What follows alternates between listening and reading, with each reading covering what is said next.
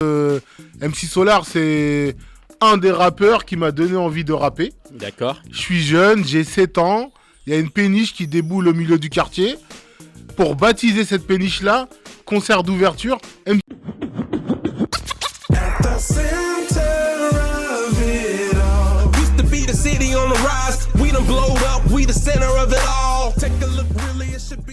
Alors, fidèles auditeurs du Mix des Cultures, vous savez bien, je vous ai dit que je suis pas seul dans ce studio de la radio HDR. Je suis bien sûr avec une très grande équipe, un grand monsieur qui est là, qui s'appelle Hannibal.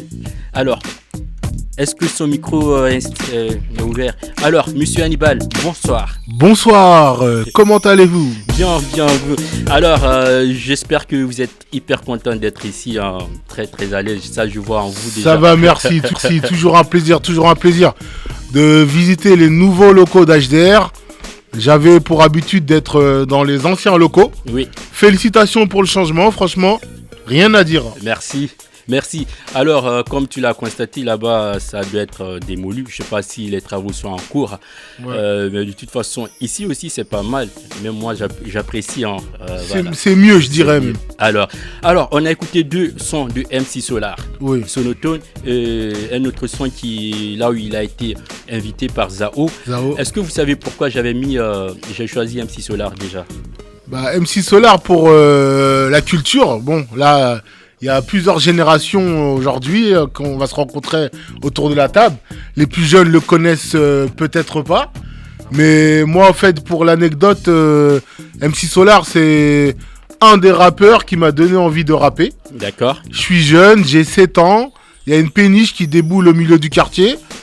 Pour baptiser cette péniche-là, concert d'ouverture, MC Solar. En 1993. En 1993. Donc j'entends le morceau, je vois le morceau bouge de là à la télé.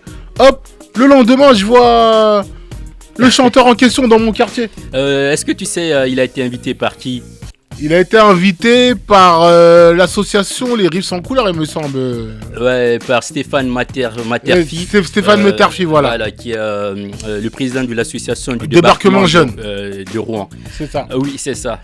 Tu es vraiment dans le temps. Voilà. Alors, on est là aujourd'hui pour parler d'un événement, un grand événement. Déjà, c'est pas sa première édition. Ça va être sa 3e édition. C'est ça. Oui. Alors, est-ce que tu peux rapidement me parler déjà les précédentes éditions avant d'en venir sur cette nouvelle? LB Urban Show, en fait, je t'explique, c'est un projet qui me tient à cœur depuis... Moi, si tu veux, j'ai eu ma carrière de musicien, mais à côté, j'ai toujours organisé des concerts. Donc, mon premier concert, je l'ai organisé en 1998. D'accord. Ah oui. Donc, depuis... je me suis fait la main. Et petit à petit, on a abouti sur... il y a 10 ans, je faisais un article dans le journal en disant « Oui, j'organise des concerts pour l'instant, mais mon projet ultime, c'est de pérenniser un festival dans ma ville. » Donc là, petit à petit, on est en train d'y arriver. C'est la 3e édition du LB Urban Show. D'accord. Qui consiste à... En fait, toute l'année, je fais des Urban Shows. Ça c'est dans la péniche à Elbeuf. Ouais. Donc il y a un tas d'artistes qui se présentent. Ensuite de là, je sélectionne certains qui font la première partie du LB Urban Show. Oui. Et le jour du LB Urban Show, en fait, on ramène des têtes d'affiche. Pour la première saison, c'était JKSN et Kani. D'accord. L'an dernier, c'était Landy et Lossa. Et cette année, pour l'instant, on a ISS. Et le deuxième, on va garder secret pour l'instant. Big up. Alors, j'ai vu Urban Show, c'est pour mettre en lumière les artistes locaux. C'est ça. Voilà. Avant tout. Est-ce que tu peux m'en dire de quoi sont devenus les premiers artistes qui sont passés pour les premières éditions, enfin les premières et 2e éditions? En fait, c'est les premières et 2e éditions. En fait, les artistes, ils se présentent. Ensuite, ils continuent. C'est un tremplin, un peu, le fait de passer en première partie de grosses têtes d'affiche nationales.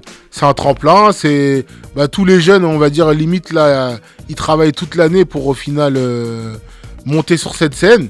Parce que c'est pas commun de se retrouver face à 1000 personnes et de s'exprimer. Donc, voilà. D'accord. C'est déjà une bonne expérience.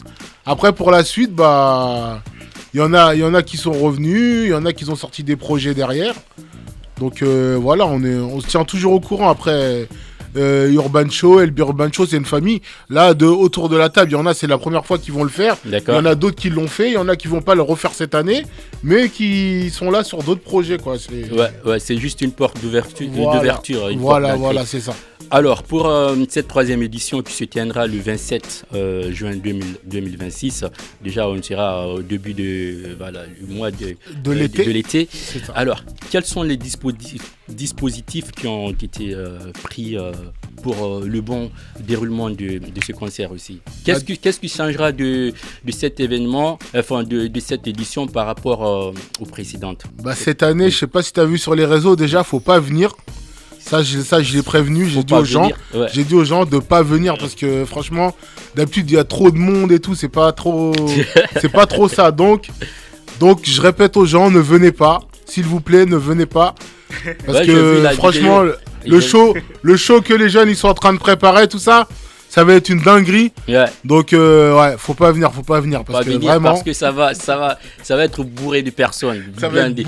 C'est sur le plein air, c'est ça? C'est ça, c'est en plein air et c'est gratuit en plus. Donc encore pire, ne venez pas. Parce que quand c'est gratuit, c'est relou quand c'est gratuit, c'est relou. C'est chiant. Ça sent l'arnaque comme Elijah il a dit dans la vidéo. Ouais, c'est ça.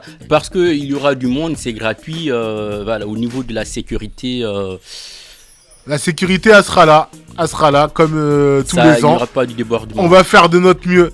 Le débordement, en général, c'est quoi? C'est comme on les appelle les gremlins. Tu vois, les petits qui sont 8 ans et tout, là. Je peux même pas dire leur année. Voilà, les 8-10 ans, là. C'est eux qui courent partout.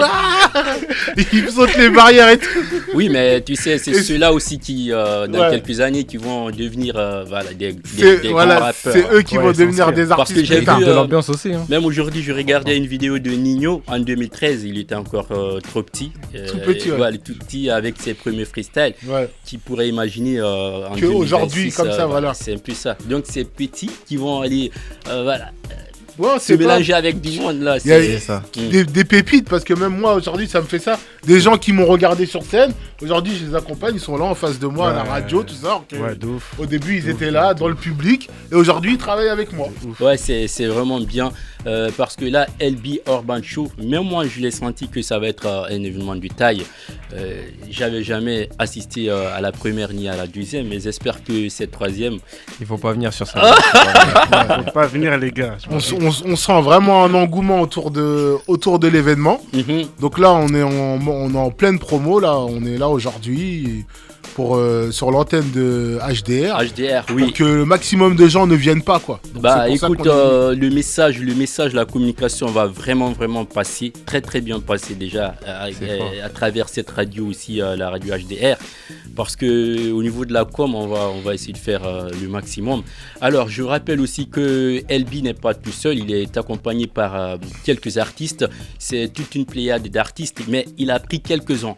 Voilà, je sais il a pris on a pris qu'une partie. Une toute petite partie. Ce soir, je suis venu avec O'Neal. Je suis venu avec JJ. Je suis venu avec Cheb Abdel. Je suis venu avec KX. Et Zer qui est sur la route, mais c'est pas encore sûr qu'il arrive.